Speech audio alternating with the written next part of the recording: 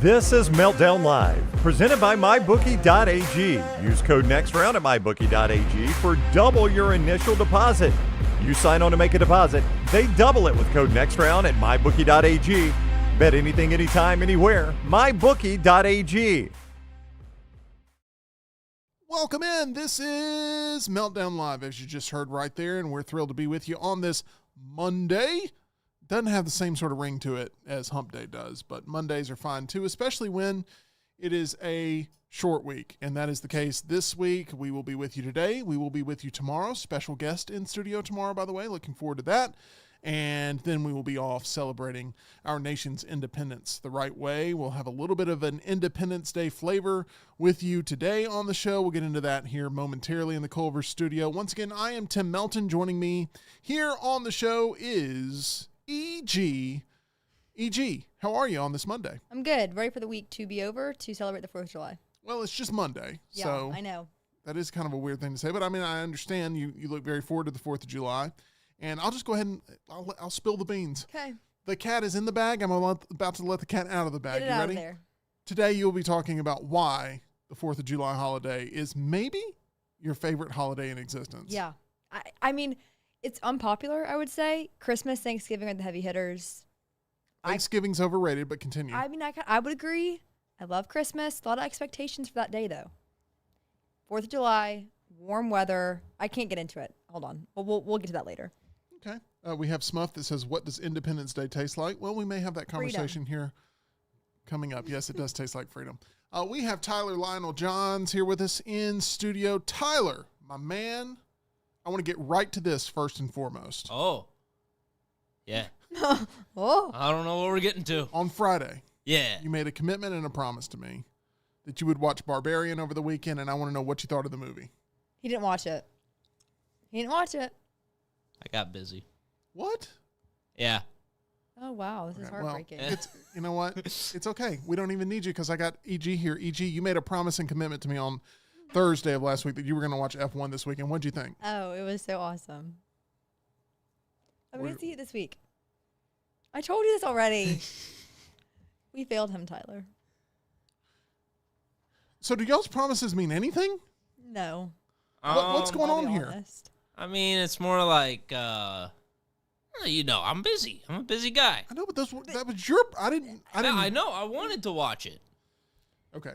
Well, The only thing I had time for over the weekend was Megan 1. Barbarian would have been better. It would have. I definitely would have been. Would have been okay. Well, that only pays off if Tyler, in response, we can maybe get a Megan 2 review from you sometime this week. Can that be a promise that you make? Can we get that? I will try to make it to Megan 2 because I had to rent Megan 1. Yeah. And I don't want that $3.99 rental to be for nothing. I agree with you on there. So a lot of movies with numbers in their title here debuting this week. We got F1. Yeah. And we got Megan 2.0. E.g., there's never been a movie more made for you than F1. I've said that. It's going to fit your DNA profile, and we will talk about it a week and a half from now. Does that sound good? Yeah, absolutely. And you have my word. Maybe just a week from now, if my math is week. correct. Okay. That was the weakest handshake ever. That was awful. I hope when they signed the Declaration of Independence, they all shook hands a little bit better than Yeah, I that. think I had a little more Yes. Brian Pavick would say you guys just touch tips. Oh. We've pressed flesh a number of times, me and Pavick. Brian Pavick will be joining us here in studio sometime very soon. And so I'm looking forward to that. I believe we're working it out where we are going to have him in studio July 14th, which should be a lot of fun. Oh, nice. I believe you will be out of town that day, SEC EG. Media Days. Correct. That's coming up right around the corner. Yeah. Am I going to vlog again this year for you guys? That would be awesome. Okay. Yeah. You just send it over to Tyler and we'll get it on the air. That'll be great. Let's talk a little bit about college football just a tad, because we are looking forward to it. It is an escape.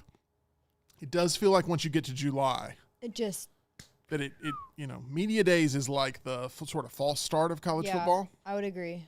When the video game comes out, it's going to be, it's going to give us some more time. I know last year, some of the biggest things we've ever done are the video game streams playing that college football game. I've been watching some of the gameplay here that they've put out on YouTube, some of the stuff EA has put out. It doesn't look all that good. Well, I'll be frank.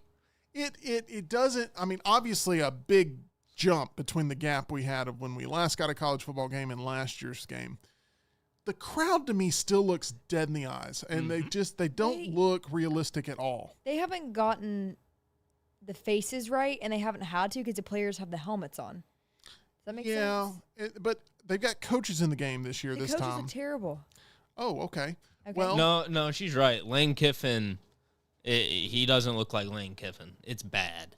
I need to see more of it. I'm sure I agree with you guys because the crowd alone. Like little nubs. Every time they take a shot over to the crowd, it just takes me out of it. It's like this doesn't look realistic at all. It's like it's kind of unsettling almost. It is very unsettling. Yeah.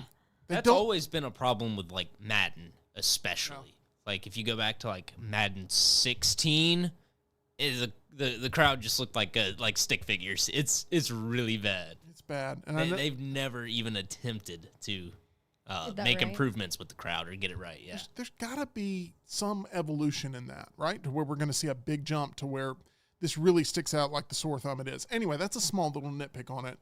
But I am hoping to get the game, spend some time on it, and hopefully we'll see some gameplay improvements and stuff like that. I'm really curious to see what they do on the defensive side of the ball because I feel like last year's game, it was actually quite easy to pick things off all the time or be picked off all the time. You know, I felt like defense was a little maybe overpowered in last year's game even, and I'm looking forward to seeing what happens in this year's contest with that. But E.G., your slate obviously picks up big time in the fall as you get ready there. What has your time spent on the campus of the University of Alabama here recently been like?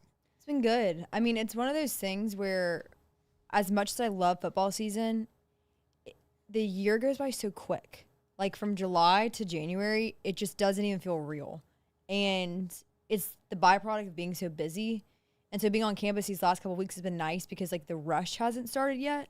And so it's been just kind of fun to be around it. But as much as I love it, I just know that I'm going to blink and it's going to be January again. And that's the only kind of weird part about working where one half of your year is so stacked and the other half is so empty that it just it all flies by. Tyler, E.G., both of you, this is I'm throwing it out to both of you. I'm not sure there's a more entertaining sport to consume than college football. No. I mean, I think it's leaps and bounds ahead of everything else. What's second? I mean, I love soccer because I played it, but if we're looking at this objectively as an entertainment product, to really get into soccer, you have to have experience and know what you're seeing as far as off the ball play and movement that isn't an active attack on goal. Whereas college football, there's action every 6 seconds. So I'm sort of the same with hockey, right? I love watching the Dallas Stars, and in-person hockey really is just so much fun. I really get invested in it. However, it can be tough to sell hockey to the general public, or it can be tough to sell hockey to someone who doesn't know what offsides or icing are. Or, it can be having to constantly explain it is no fun. No. And it feels like college football, you just don't have that barrier to entry. I think it's the closest thing we get to literally the gladiators back in the day. You're literally in a coliseum, you're watching people just annihilate each other, especially with SEC, but there's still technique to it. I'd say the second most spectator compelling would be UFC. I'd agree with that. I think that's the only thing, because I love baseball, but it doesn't have that. It's more of it's a pastime. Maybe for a reason. College basketball when it's in the most intense moments of the season, not all year long. Not all year long. March Madness is some of the most fun that you can have watching sports, in my opinion. Agreed. Every game matters, and so it doesn't matter if you have any attachment to a team. Somebody's winning, somebody's losing, somebody's going home. Yeah, that one and done. I mean, it really is. It's the storylines fulfill themselves because everybody knows what's on the line for every game. And you're as compelled about watching the team that just lost and their reactions as you are about thinking about what the real chances are for the team that won. When you're covering an event, how much of your focus is actually on the crowd? In terms of their shifts, their tonal shifts, their mood shifts. Yeah. But also, you've said on this program before, you will hear full-on conversations happening behind you all the time. Right. I feel like that's an interesting question because it depends on the venue. But it is a very cool feeling to be in person at these things and you can feel the energy shift. And like one of my favorite kind of like, I don't know, patterns to pick up on is when you can feel it start building. Like they start stacking plays, or like moving the ball down the field, or like a, you know, kind of big play happens and it starts building, and it like erupts. That's really crescendo. Cool. Yeah. But I would say like it depends on the venue. Auburn and within itself, they almost don't count because they're so optimistic. Like they're so happy all the time that it's like you guys are like so invested in this game, yet this is not going your way. Whereas I feel like Auburn and Bama and Georgia, you can really feel like the highs and the lows. Auburn kind of maintains. Auburn, you want to talk about consistency of attendance and like support, and it's always there. Yeah. Whether it's you're playing Samford or you're playing Georgia. But definitely the other schools, and I think LSU, that game I went to, that was a whole other level of like, oh my gosh, like these people want blood. Yeah. Like this is insane. I've got a slogan that Auburn should adopt. You ready? Yes. Like when it comes to the game day experience, right? When you're here, you're family. What do you think? I mean, wow. I think it works perfect. I think it really does. I think if you're a marketing genius, that line could sell a lot of tickets, merch, spaghetti. It could sell some soup, some salad, and some breadsticks for sure. Yeah, for sure.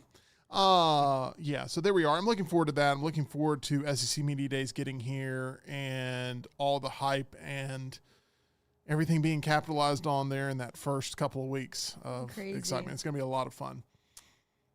Tyler, there's something you're very excited about happening in August, not just college football.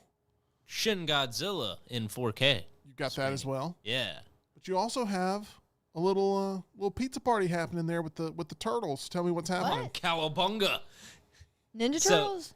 The original 1990 Teenage Mutant Ninja Turtles with the practical effects from Jim Henson's Creature Shop will be released in theaters for the 35th anniversary on August 17th and 20th.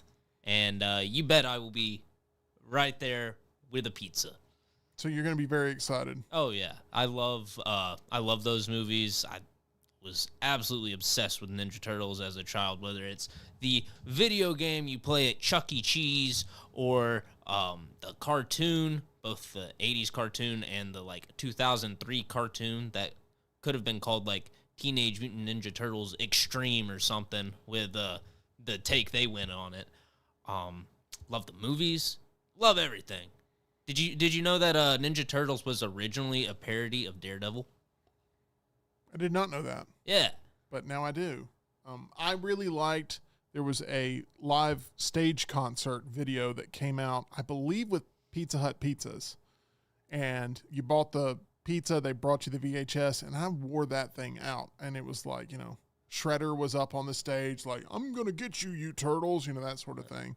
And then Splinter was there all of a sudden. And, it was just, it was just cheesy fun. And I'm sure it lives on YouTube somewhere, and it would bring me back to some nostalgia. But it was like a musical. It was like a stage musical with the turtles. And I thought that was...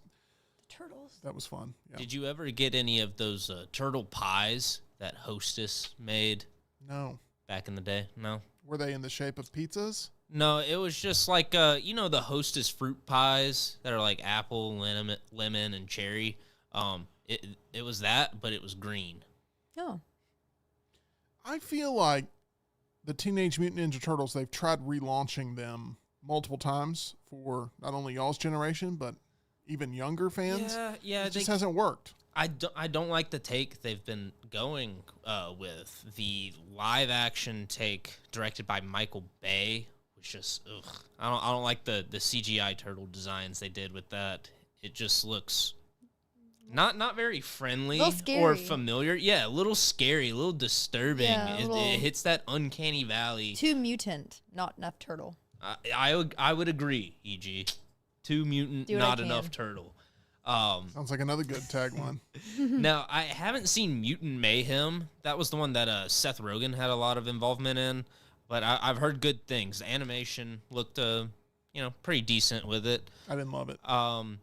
Now, there is another live-action one coming out called The Last Ronin, and I believe they are looking to do practical effects for the turtles, or I guess the one turtle, because The Last Ronin Takes place in a future, and you just see one turtle walking in the city after the Foot Clan and Shredder have taken it over, and he's got all of the turtles' weapons.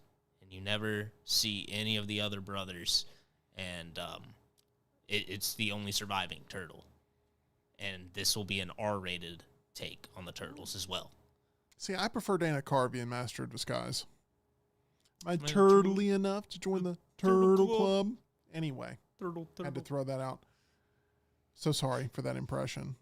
There's really no going back. Do you have a favorite turtle?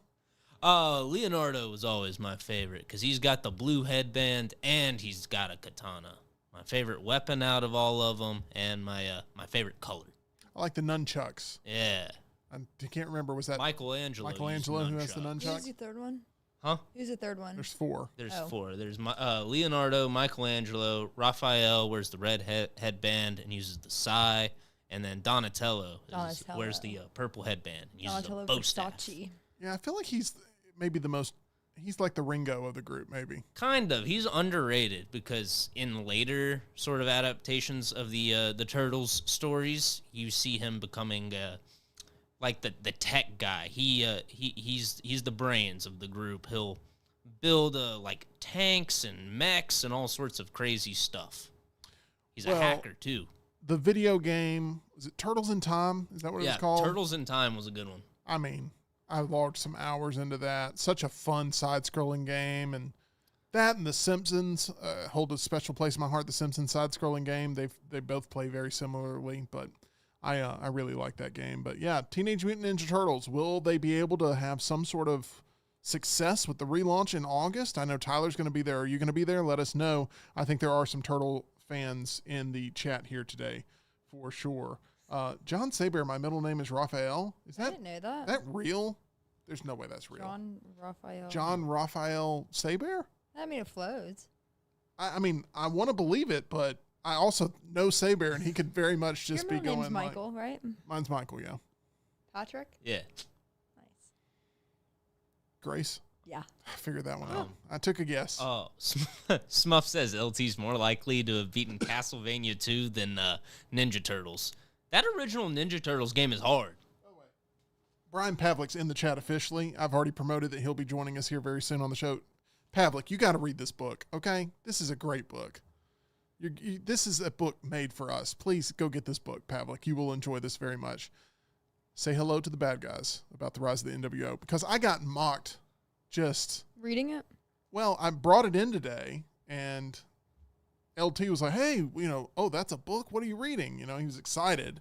I'm like, and he took it out of my hands. He just took it out of my hands, and he looked at it, he goes, oh, never mind. And he hands it right back, and I'm like... What light reading is he doing? I was like, LT, this is good. He's like, no, I thought that was something I'd be interested in. I'm not interested in that at all. So I'm like... Okay, it wasn't presented to him as an interest. You're right. This is the EG I'm looking for, the one that's got my back in a bar fight. Yeah. At first, I didn't know what the book was when you first showed it off on camera, because the title reminds me of the line from Scarface, "Say goodnight to the bad guy." Yeah, he I don't remember what he thought it was about, but he was upset when it was wrestling. But I was like, look, wrestling, the whole first chapter is all about the importance of wrestling in popular culture, so it's good stuff. But anyway, read that. There's something that we can all agree on, though, right? Wrestling is for some people. It's not for some people. What should be for everyone, especially if you talk for a living or if you just live to talk. That's the team over at Alabama Dental Associates. They're going to take care of you. Some people call Jimmy Hart the mouth of the South. I think if you've got a mouth in the South, this is the place where you need to go. Yeah. That's Alabama Dental Associates. You can head on over to Grants Mill Road. That's going to lead to the trio of Dr. Jeff, Dr. Brian, and Dr. Nolan. And they're going to have all those services that you need to make sure that you're staying on top of your dental health. E.g., you've talked over and over again about how important dental health is to stay on top of and stay consistent with. Not something you want falling off, because it could lead to a whole mess of other health problems. A lot of your general health is rooted in your oral health. So be on top of it. Get those cleanings. Yes, reach out and try Alabama Dental. They are accepting new patients right now. I'm a patient there. You can be a patient there as well. Go ahead and give them a call, 205-956-8977, or visit alabamadental.com, where they look forward to seeing you. We look forward to seeing what's going on at the box office right now as we look at our current standings for this past weekend. F1 the movie at number 1. No denying that was going to be the case. It dominated domestically here in the U.S. when it comes to fending off any level of competition. Nothing got even close, remotely close to the $55.6 million that F1 the movie made here in the States. Now, this has been a tough movie to track. Even the people who professionally track for a living talked about how F1 had sort of a wide range if it could go any which way. This is a very solid outing for week 1. I still think something closer to $80 million would have been much more of a rousing success, especially since this is a movie that cost hundreds of millions of dollars to make. With that being said, Tyler, the word of mouth on this thing, which is its most valuable asset, is very good. Had multiple people message me over the weekend. I'm seeing F1. I loved it. It's incredible. Mm-hmm. It's a great time. Now, EG was not one of those people, but there are so many. I'll be there. I'll be in the crowd, Tim. You will? I promise. Okay, you promised last time. I didn't promise. I said I'd pray about it. It's okay. You and Tyler both broke my heart. Now, here's the point I'm getting to. Out of the theater reaction, EG. I can do that. Okay. All right. What's up, you guys? Simile Grace here with the Meltdown. When that passes your bomb threat video, I will not be shocked by that. If EG somehow gets all the credit for our coverage of F1 and hers just takes off like a rocket. But anyway. I'll take it. We'll take it. We'll go for it. Okay. But, all of a sudden I'm going to turn this whole bit. You and I both know my opinion on views. So. Yes, that is correct. Tyler's willing to... I'm not going to say that. Anyway, here's what I'm going to say. F1 the movie. It's a solid experience. Even me, who's not as high on it as some other people in my life, I still think it's an incredible technical showcase. Absolutely. What they did with F1. At the very least, it's that. And if anyone wants to argue it's not, they're crazy. Okay? You should go see it simply for the spectacle. Story, however, run of the mill. Yeah, I've said it's filled with tropes you've seen before and characters you've seen before, but all of it works. You got Brad Pitt and Javier Bardem as these main characters, as well as was it Damson Idris or Idris Damson as Pierce?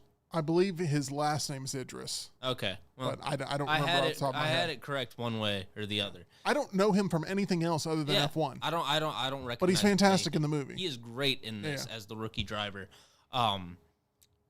All the pieces in this are just really good pieces. And so, you can put it in what would be sort of a standard story that, when Sony tries to get a movie going in Gran Turismo and have similar sort of characters in that, it doesn't work at all because you don't have nearly the caliber of talent in that movie as you do in F1.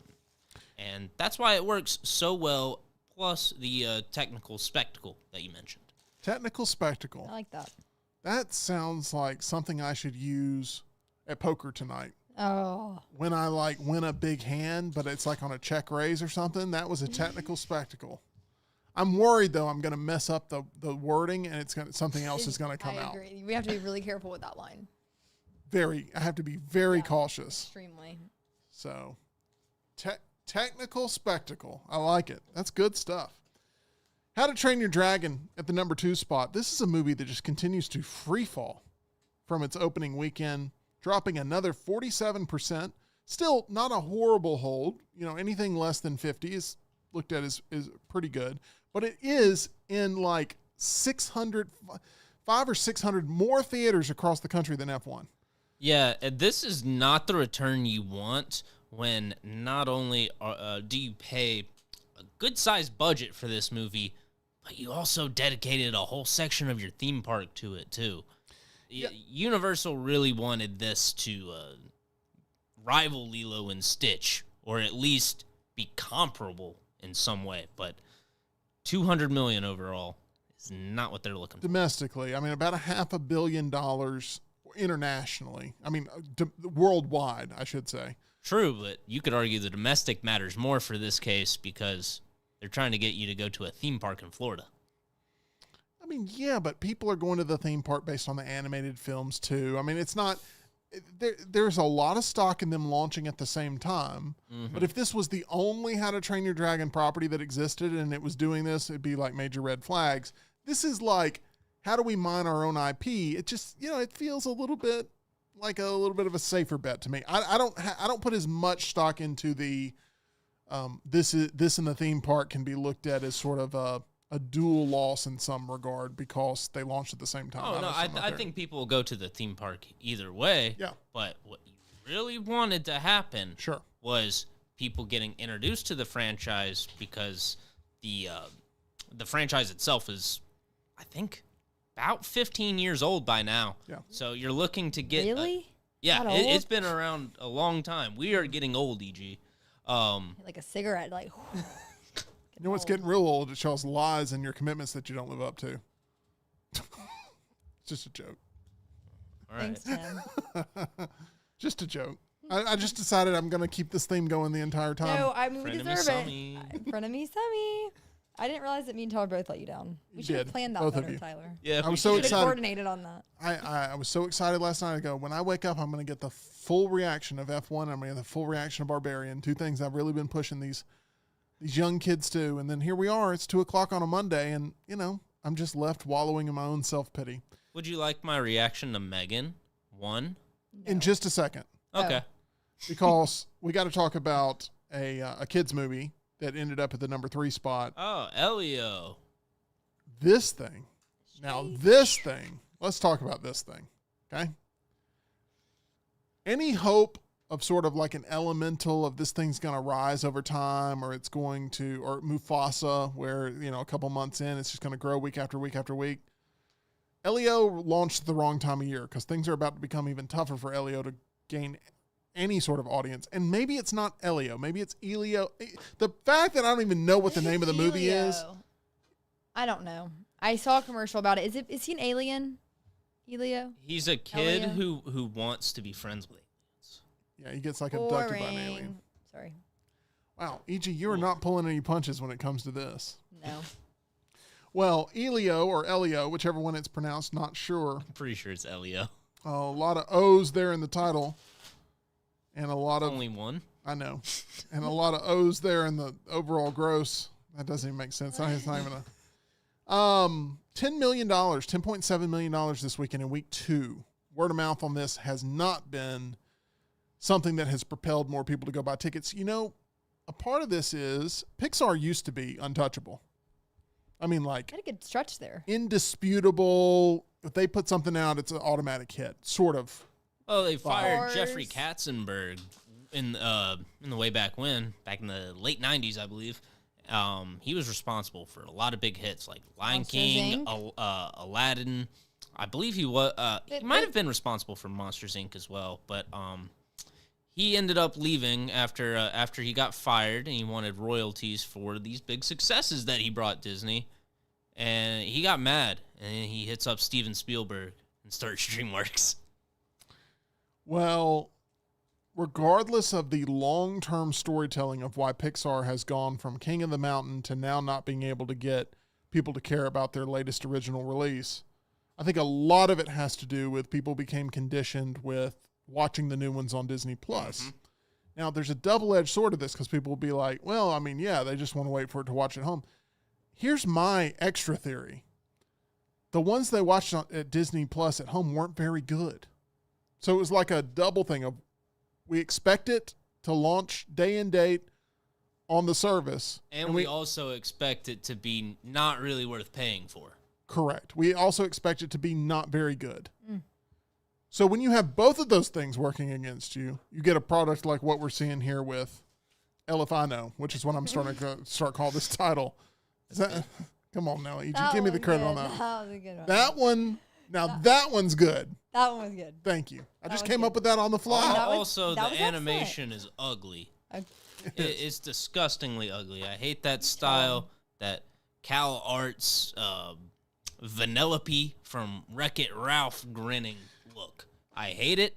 I hate it. I haven't thought it looked good since they created it, and it still looks terrible now. Well, Tyler, and it's so bad that Pixar is hiring 2D animators now. I was just about to say that Elio is such a rough presentation from what I've heard or seen or whatever, that they are talking about going back to that traditional 2D animation style. So we shall see.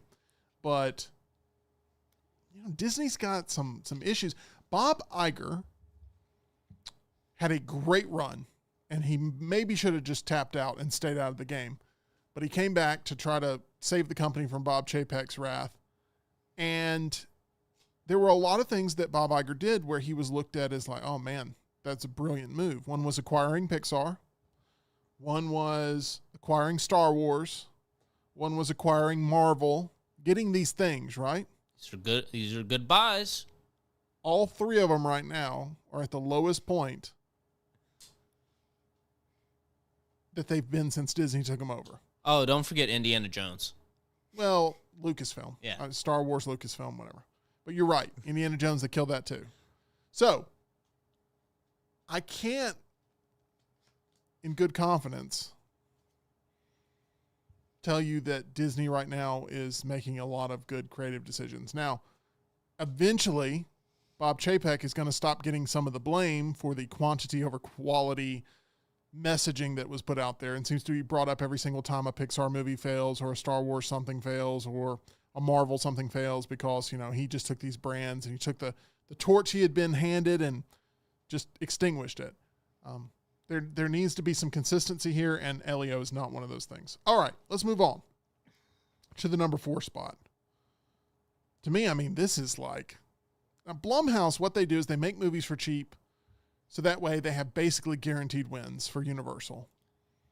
And I don't know how much they were expecting Megan 2.0 to make. One thing I'd love for you to look up for me is, what did Megan make in its opening weekend?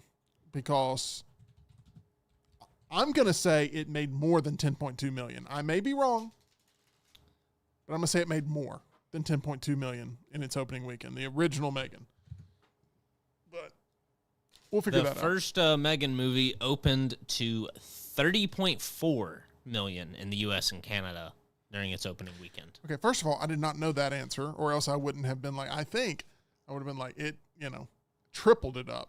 The first Megan made $30 million opening weekend. Who's watching that? I was shocked as well. This is Robot Girl. Okay. Yeah, this is Robot This Girl. is Robot Doll Girl. Now, I want to talk a little bit about why that may be the case, that this one has floundered so much. Mm-hmm. I liked the first Megan movie. This second one is a total tonal shift of, oh, you like the first one? We're going to do something completely different. They Joker Folia dude this. Mm-hmm. Oh, you love the first Joker movie? Well, we're going to turn the second one into a musical that has no connective tissue. They Terminator 2'd it. Well, it's definitely they Terminator 2'd it, but Terminator 2 is a rousing success compared to Terminator. It doesn't work for the analogy. Narratively, they Terminator 2'd it. A watered-down version of Terminator 2. But in terms of success, whoever made the idea of, we're going to take this horror franchise and turn it into a slapstick action franchise. Bad move. Bad move. You ruined your IP. I've been perusing some theater forums. I like the theater subreddits. I like seeing what the employees of different theaters run into and what they think on their side of the business. A lot of reports of there being just single-digit ticket sales for Megan showings this weekend. I don't know. When I had reserved a ticket for 8:00 last night, which I ended up not going to, there was one other ticket sold, and this was in the biggest theater, or the biggest auditorium that the Summit Theater has. This is the main theater. Yeah. One other ticket sold, and then I canceled. I was talking with Jason Collier about this, and he said he was going to see it. He really hated it, gave it a 1 out of 5, and I told him, I said, I refuse to watch this movie. I knew from the marketing, I'm sitting this one out. This is going to be absolute hot garbage. And I don't know what the word of mouth is on the people who have seen it, minus what I've spoken with Jason. But he immediately regretted going to see this thing and said he wanted to walk out halfway through. The lines of the trailer are just are awful. I hate even watching the "Hey, please silence your cell phone" ad that Megan has, and I don't know who that's going to change to next, but it's got to get away from Megan. But they figured out how to destroy their franchise that they were getting off the ground really quickly here with Megan 2.0. I am going to ask you right now, Tyler, do you think we will see a Megan 3.0 within the next 5 years? Absolutely. 100%. 100%. Yeah. It's Blumhouse. Well, they're going to have to go back to horror. That's the only thing. I agree. That's the only thing that's going to save it is they got to promise we're getting back to horror movies. But the good news is Blumhouse spends so little on their movies that this will still make a profit. Speaking of word of mouth hurting a movie, 28 years later, okay, we've been high on it, but a lot of people have talked about how they walked away feeling frustrated with the tonal shift that happens in that movie. It's the last 5 minutes. It dropped nearly 70% week after week. Brought in less than $10 million. Holy mess. I mean, that is a massive drop for this movie that was at, last week, the number 2 movie in the country.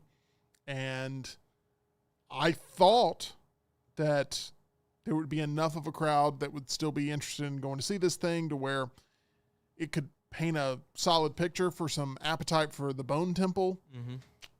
I'm getting a little worried about the Bone Temple now because while it may be a great movie, what we keep seeing studios make the mistake of is saying, hey, we've already shot multiple movies and we're going to be releasing them within a year of each other. Because people typically sit out the first one. They typically go, well, I'll just watch that one right before I watch the next one. I'll make sure the first one's good first, then watch it before I watch the second one and pay money. Right. And I'm worried that what's happening is they had already made up their mind, a lot of audience members, that they weren't going to watch this until Bone Temple basically comes out. But now they're hearing things like, I don't even know if I want to watch it at all. And it's being lost in the shuffle.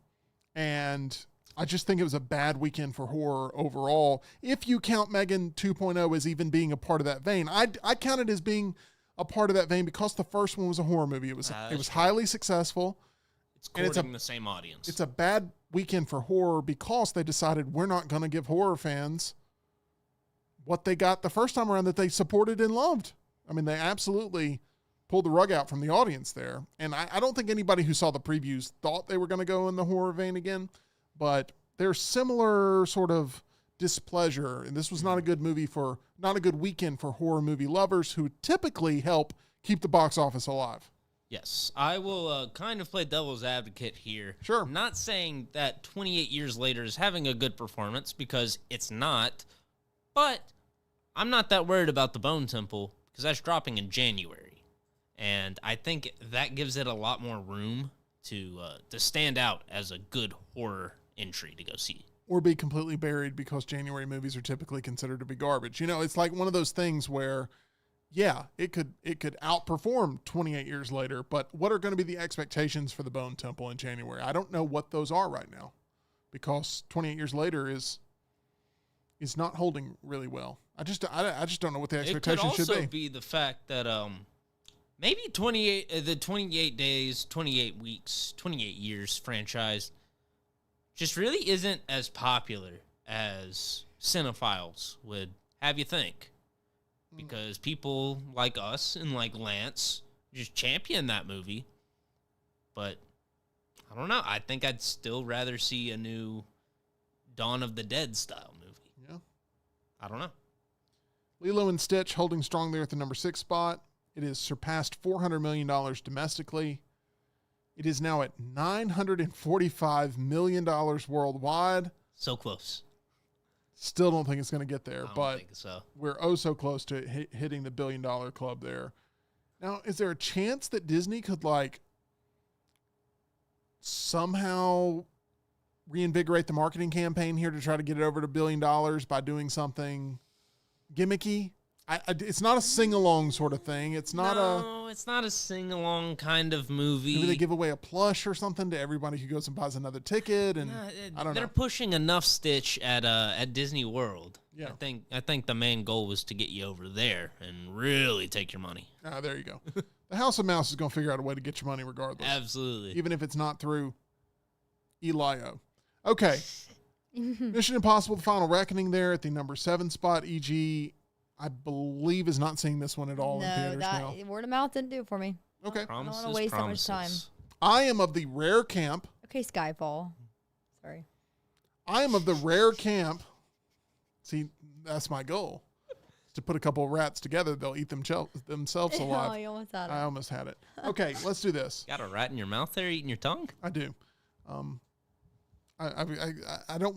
The comebacks that immediately come to my mind are stuff that can't be edited out, and I have to remind myself that. Okay, let's do this.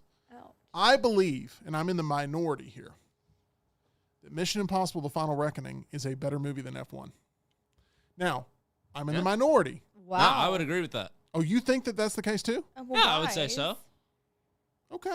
Yeah, Mission Impossible's problem is it's just too long. That's my biggest turnoff. F1's problem is it's too long. I would agree with F1 being a touch too long. It needs about too. a 20-minute. It needs about 20 minutes cut out of it. And I think Mission Impossible needs about 20 to 30 as well. I agree. Yeah. But I think The Final Reckoning is actually a better movie than F1. And once the dust settles and people can like get away from the theatrical experience, they're gonna, I think, feel the same way. But it's gonna take some time. Like they've both got the technical spectacle, but Final Reckoning just has a better story. We need you to wear a shirt that says technical spectacle on it. Yeah, I think You so. need to get that trademarked. That's good. Good stuff. Good Thank stuff. Materialists at the number 8 spot, falling near 50%. It's at about $3 million this week and $30 million domestically here. I don't know how much money this movie took to make. It's not going to be a very expensive budget, but it's an awful movie, one of my least favorite movies of the year. 20 million. Way more than I thought it would be. $20 million to make this movie. It's made $40 million worldwide. Now we're starting to cut into some of the promotional costs, and then this movie should break even. Will we get more movies like this? I think we will. Hopefully they're better than what I got in Materialist, because that thing is a total, what's the word I'm looking for? Dumpster fire. It is a dumpster fire. Misleading, but it's like, I'm trying to use the term, something swap, something like bait and swap. Bait and switch? Bait and switch. That's what I couldn't, without headphones, my brain doesn't think as quick. Bait and switch is what I was looking for. Ballerina at the number 9 spot. Really depressing movie that was on both Tyler and I's top 10 most anticipated. Yes, we were looking so forward to that movie. And we were so disappointed. Just cracked over $100 million worldwide. Ooh. Yeah, I would have expected that at least domestically, actually. Mm-hmm. Based on the fact that It's a John Wick movie. Yeah, but, can't sell a John Wick movie without John Wick. And then the least offensive movie of the summer, Karate Kid Legends, which is just, once again, it's neck and neck with Ballerina, worldwide $102 million. There's no way that those two movies should be making the same amount of money. It just goes to show Ballerina is like how big of a failure it is. Final Destination Bloodlines finally falling out of the top 10, which is why it's another sad weekend for horror movie fans, because this is one of the best horror movies of the year. Overall, not a sad story. $283 million worldwide, a huge hit here for Warner Brothers and for this franchise that was pretty much dead. And they've already greenlit a sequel as well. Yeah. And they're looking at bringing back old characters even. Did you get the Final Destination's dead joke that I made? Yeah. Dead. Yeah. Sorry. Not my best outing, but Final Destination Bloodlines, a tremendous outing. I think the best of the series, Tyler. I would agree with that. It just gives new life to this franchise. It does. All right, enough of us yapping. It's now time for EG to do her due diligence. Yep. Let's pull it up. Let's make it happen. It's a Meltdown Countdown talking about why, not really why. It's more of a what. What? Yeah. What are your 5 favorite things about the 4th of July holiday? And this week we get basically a whole week starting in Tuesday afternoon This to time, celebrate. Tomorrow, we'll be close to cruising out for the 4th. That is correct. Let that sink in, Your everyone. favorite time of the year. Yeah. Talk to me why. So, number 5, some people love them, some people hate them. Dog lovers hate them. Children owners hate them. Fireworks. Children owners. I think those are called parents. Yeah, fireworks. I like fireworks. So hold on. I say bait and swap, and you said- guys pounce on me. She says Children owners. children owners, which sounds like a term used in Elio. It And Or Moms and dads usually don't like the fireworks because it wakes up the babies. And then dog owners don't like them either because they make the dog scared. But I love fireworks, a good fireworks show. And I don't really want it any other time of year. okay, but let's talk about psychopaths out amongst us. Those that film fireworks shows. Are you one of those people? No. Thank goodness, because I just No. took a big swing, and that would have been. You know Ugh. what I'm talking about? The people who like, oh, I've got to record this, okay, and I've when got do to you post ever it. go back and watch a fireworks show on your phone? Unpopular opinion, who watches concert videos back? Oh, I'm with you on that. I do that sometimes. Oh. Really? Yeah, I'll You go watch them back, back? and look at like certain just like little clips. I'll take maybe just like a 20 to 30 second clip of some of my favorite Now, songs. that's different. I'm Yeah. not talking about like videoing an entire song or Okay, something. that's different. Because I've done that before too. Where Yeah, I just want to like Taylor Swift, I have a few. capture a snippet. Yeah. Yeah. But people who film them and upload the entire concert. Oh no, I don't even know. Or live stream them. Live stream them, yes. It's like it's Who cares? you know, it's ruined. I mean, why would you buy a ticket? To look at it through this. Yes, I agree with you. Exactly. Anyway, No, I agree. but anyway, forget concerts. That's at least something. Osh texted us in all caps. Children owners. Yes, Well, he owns children. He does. this is weird. Even though I mean concerts, at least there's a dose of celebrity there. Fireworks. Fireworks shows, I don't care where it's at. There's There- no reason to. There is better photography of fireworks shows across our country Yeah. rather than you being down at the local You know. municipality. Town, yeah, town square. Yeah. And it just like what's so unnerving is, you know, you get settled in, you got like your Tommy Bahama set up. And like clockwork, all these phones come out. I'm like, I promise you guys, it doesn't look good on your camera. It looks awful. I agree. I don't know. I'm with you. And if you're not shooting it, I tried VR for the first time. Yeah.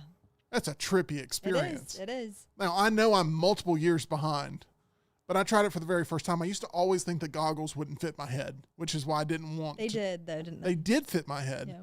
And it was like it makes your knees wobbly. Yeah. And anyway, I know I'm new to the whole VR game, but I was sitting there, I was watching Indiana Jones and the Last Crusade in my own private theater. I'm like, why would I ever go back to the movie theater with something like this? This is incredible. I just imagine like you get like someone comes into your house and you're sitting on your couch like that. It just is, I can't get over the social embarrassment that I would have if that situation arose to wear VR headsets. Anyway, I bring up the VR headset to go, if you're not shooting the fireworks in full VR, What's the point? then it's even more the point, because nobody's going to, 10 years from now be watching this thing in standard 2D. Anyway, VR blew my mind. We'll talk more about the ways it blows my mind the more I use it. Anyway, let's continue. Number 4, 4th of July fashion / the color scheme. Red, white, and blue is just an incredible combination of colors. And I love the low maintenance, throw on an American flag t-shirt from Old Navy that you've gotten, every year since 1997. Pair of jeans, shorts, and flip-flops, and you're good to go. I mean, that's true. I mean, as long as you're within the right Red, white, and blue, color scheme, you're good. pretty much any attire works. Anything goes. You Yeah. can spice it up if the little kids want to. Good face painting opportunities. It's just it's really good. It's just good. I agree. Yeah. Okay, great for the bomb pops. We've talked Yeah. about those. Oh, I mean, delicious. they've gone Delicious. full on with the red, white, and blue there with the bomb pops, and I'm sure that at some point we're going to get into maybe some food here. But let's move on to number 3. Yeah, and actually number 3. Usually low expectations, but always a good time with good food. I feel like that's why I like 4th of July so much, is that Christmas, I love Christmas too. But there's so many expectations for the day. Dare I say I'm a Christmas Eve fan over Christmas Day. I would agree with that. I'm more of a fan Yeah. of Christmas Eve. I like Christmas Day. I like the anticipation. Christmas Day sometimes it's a letdown, just because it's like so much plan that goes into it. But 4th of July, there's usually no expectations, and it just is very communal. Good food involved. Usually you're cooking out, potentially steaks. You have like kind of tailgate foods, dare I say, like potato chips, buffalo chicken dip, bomb pops, maybe some, an American flag cake with raspberries and blueberries. Is 4th of July the best food holiday? Because a lot of people are going to go, no, Thanksgiving. I'm like, well, if the food's so good, why do we make it one time a year? Amen. Okay. I mean, Well, Thanksgiving food is overrated. You better speak up because I'm on a heater. There was that whole month I was living off of Thanksgiving sandwiches. Where were you for that? I was watching you do it. You dropped some. Oh yeah, there's still probably like There's a cranberry sauce stain. There's a purple stain on the carpet from that. Oh, I remember, Tyler. Don't think that you can just put your foot over it every day. I see what you're doing. Yeah, I Thanksgiving think food is delicious. it's delicious, but it's delicious for a day. Ugh. Give me a pizza. I want to order a pizza on Thanksgiving. I don't do a pizza, but like I like Thanksgiving food. I'm the guy calling all the restaurants, seeing who's open on Thanksgiving Chinese night. ones usually are. I went to a Ruby I've done Tuesdays that on for Thanksgiving. Christmas. Christmas, yeah. Yeah. Anyway, Thanksgiving food You know, sucks. I like, you usually get watermelon. You usually get like, my mom, I feel like always like a cucumber salad type situation, a little refreshment. You get the potato chips, the hamburgers, hot dog, steaks. It just is good food. You don't have to me, the 4th, there's no stress. Whatever happens, happens. And usually it's a good time. There we go. I think a fruit tray is always good to have. Maybe like some strawberries, Yes, some blueberries, blueberries, red, white, and then and you got blue. like some cream in the middle to dip it in. Yes, it's incredible. I ate a hot dog on the 4th of July, and people are like, my man. Yeah. I ate a hot dog on Thanksgiving, and people are like, what the hell is wrong with you? Agreed. Yes. I totally agree. And I'm like, Yes, what is wrong with you? no, I mean, it's the same food. Hot dogs on a holiday. That's exactly where things should be. I don't want to, I see the disgust in your eyes, Tyler. I see it. It's just such a well done steak thing to say. Listen, That one hurt. Thanksgiving and I'm not Christmas gonna lie, that food, one's going to require surgery. Oh, I like Thanksgiving and Christmas food. I can't do it more than 2 days. And you have to have the leftovers for a freaking week, and I'm over it.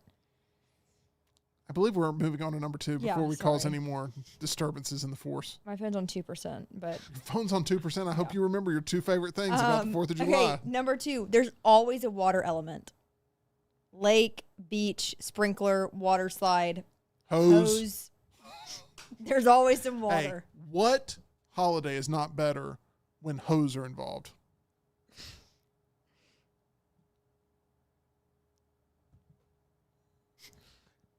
Now I'm starting to realize how that came out. Yeah. I was gonna have an answer and I decided to bite my tongue.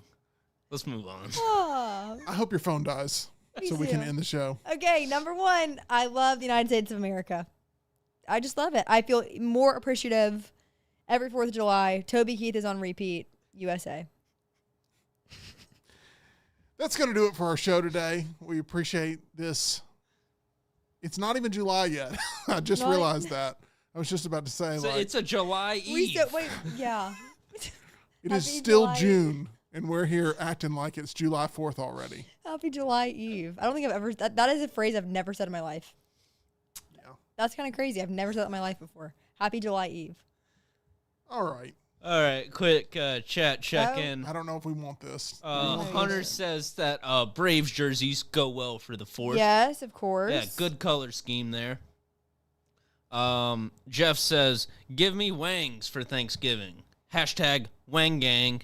Yeah, I mean that'd be I need to a bring that good move back. for Christmas or Thanksgiving I like it. because you got the buffet.